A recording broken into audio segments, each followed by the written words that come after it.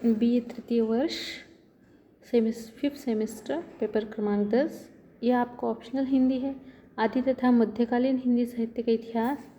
इसमें हमने गए लेक्चर में आदिकाल के रचनाकार को देख रहे थे, उसमें अमीर खुसरो, विद्यापति, और आज हम नामदेव जी को पढ़ेंगे।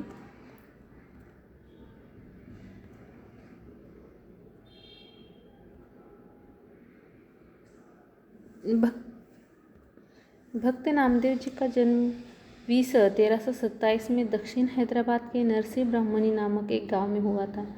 नामदेव जी की माता गोना एवं पिता दामा शेठ जी भगवत भक्त थे। वे निरंतर भगवान के नाम और गुणों का कीर्तन किया करते थे। नामदेव जी भी उनसे भगवान नाम सुन सुनकर वही सीखने लगे। माता पिता जो कुछ करते हैं बालक भी वही सीखता है। नामदेव जी को शैशव से ही विट्ठल के विग्रह की पूजा, विट्ठल के गुणगान, विट्ठल नाम का जप आदि देखने और सुनने को मिला। वे स्वयं विट्ठलमय हो गए। देखिए कि हम बच्चा जब परिवार में रहता है, परिवार के साथ रहता है, माता पिता हो, दादा दादी हो, वो जो भी कुछ करते हैं वो क्या ग्रहण करता है। उसी तरह ही नामदेव जी का हुआ है। उन्होंने अपने माता पिता भगवान के जिस प्रकार से भक्त है, जिस प्रकार से वह गुणगान करते हैं, उनका हर समय नामस्मरण करते हैं, कीर्तन करते हैं, गुणों का बखान करते हैं, वह नामदेव जी ने अपने माता और पिता के ज़रिए सीख लिया था। वो जब छोटे थे तभी से उन भगवान की या विट्ठल की पूजा, विट्ठल के गुणगान, विट्ठल का नाम आदि का जप वह देखने और सुनने लगे थे और उसके बाद वह स्वयं विट्ठलमय हो गए हैं। अब देखिए कि नामदेव जी अपने समय में महाराष्ट्र तथा उत्तरी भारत में इतने प्रतिष्ठित हो चुके थे कि कबीर, रैदास, कमाल और मीरा आदि ने उनका स्मरण बड़े आदर से किया है। महाराष्ट्र के महत्वपूर्ण संतों में नामदेव जी का नाम लिया जाता है। इनके पिता और पूर्वज भगवान के भक्त थे। भक्ति की प्रेरणा इन्हीं से मिली और अंत में वे विरक्त हो गए। इस प्रकार ये विट्ठल संप्रदाय में दीक्षित हुए। नामदेव पहले सगुन उपासक और कीर्तन किया करते थे। एक तो ये अलाउद्दीन द्वारा मूर्तियों को भग्न होते हुए देख चुके थे। दूसरे ज्ञानदेव उनके उक्तियों से इन्हें नाथपंथ में ले आए थे।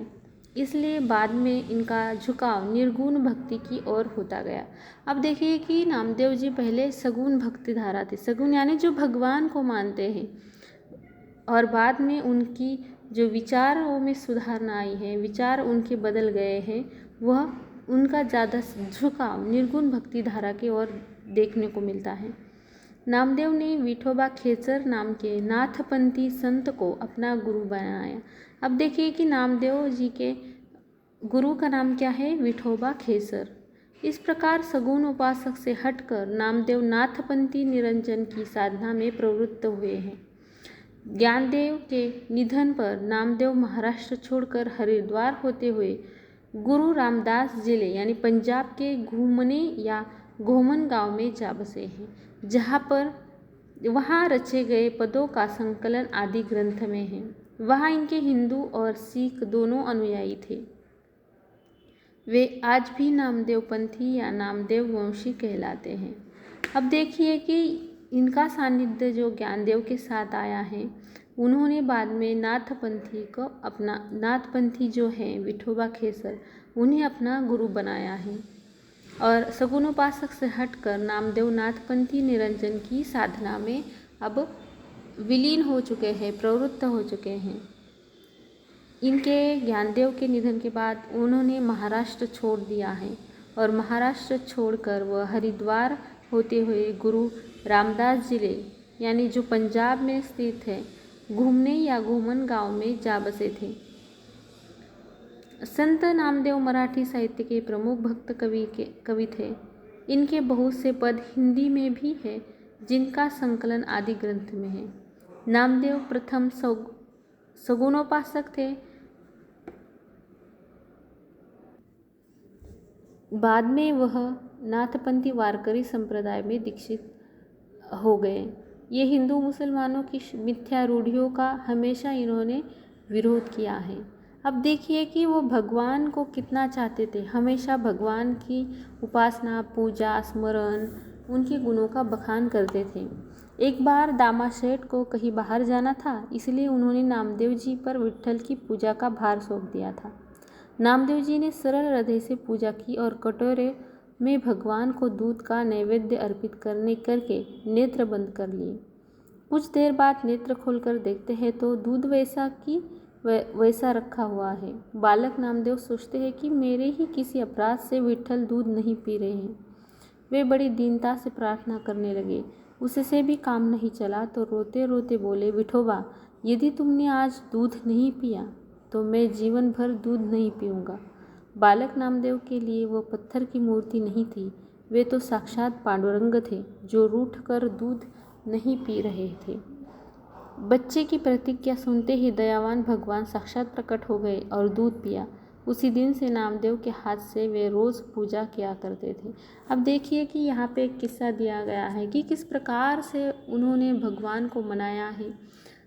एक बच्चे की जो मन की आवाज़ है वो सुनकर भगवान खुद प्रकट हुए हैं और उनके हाथ से उन्होंने दूध पिया है।